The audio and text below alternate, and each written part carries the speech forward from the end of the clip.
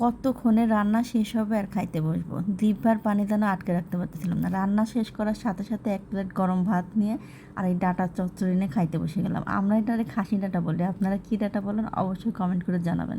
সরিষা বাটা দিয়ে এক মুঠ করে ভাত আর সাথে এই ডাটার একটা করে কামড়, কী যে টেস্ট, মনে হচ্ছে স্বাদের ব্লাস্ট হচ্ছিল, ব্লাস্ট। তো চলেন রেসিপিটা দেখে আসি। এই যে ডাটা কাটতে, এই শক্ত ডাটা রান্না করবো আজকে। বিসমিল্লাহ। অনেকগুলা ডাটা, ছাদ বাগানে ডাটা বুনে সারা মাস অপেক্ষা করতেছিলাম কবে ডাটাগুলো পাকবে। তো অবশেষে আজকে অপেক্ষার প্রহর শেষ। পাকা ডাটাগুলো ছিঁড়ে নিয়ে আসে আগে বীজগুলো আলাদা করে নিলাম, এই বীজগুলো পরবর্তীতে আবার বুনবো বলে।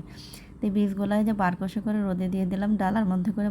বারান্দায় এসে দেখি গাছে অনেকগুলো পাকা মরিচ, মানে মরিচগুলো পেকে গেছে। আর এটা 12 মাসে একটা মরিচের গাছ, সেই শীতকাল থেকে এখন পর্যন্ত মরিচ দিয়েই যাচ্ছে আলহামদুলিল্লাহ। এই যে মরিচগুলো কিন্তু সবগুলো ছিঁড়ে নিলাম, আর ওই পাকা মরিচটার কিন্তু ঝালটাও অনেক বেশিই হবে। আর এদিকে কিন্তু আমি হাঁসের ডিমটাও একটু ভুনা করব, তার জন্য ডিম সেদ্ধ বসাই দিয়ে ডাটাগুলো কাটার জন্য বটি নিয়ে বসে পড়লাম। এই ডাটাটা খাইতে যেমন টেস্ট, তেমন কিন্তু প্রসেস করাটা অনেক কষ্ট। স্কিন থেকে যে লাল অংশগুলো সব কাইটে ফেলে দিতে হবে, না হলে কিন্তু এটা অনেকটাই তিতা লাগে। তারপরে একটু বড় বড় লম্বা করে কেটে মাঝখান থেকে ফেলে নিছি। এর যে সবগুলো ডাটা কিন্তু ফাড়া হয়ে গেছে। এখন ভালো করে একটু ধুয়ে নিব বেশ কয়েকবার। উপরের যে লাল অংশটার কারণে কিন্তু লাল লাল পানি বেরোবে। এখন কিন্তু আমি রসুন, পেঁয়াজ আর কাঁচামরিচ ব্লেন্ডারে পেস্ট করে নিলাম, আর এখানে বেশ কিছু সরিষা দিয়ে দিলাম। এটাকে আমাদের আঞ্চলিক ভাষায় বলে রাই।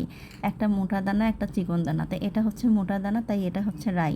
আর এই রাইটা একটা শুকনা কাঁচামরিচ আর একটু লবণ দিয়ে বেটে নিলাম একবারে মিহি করে।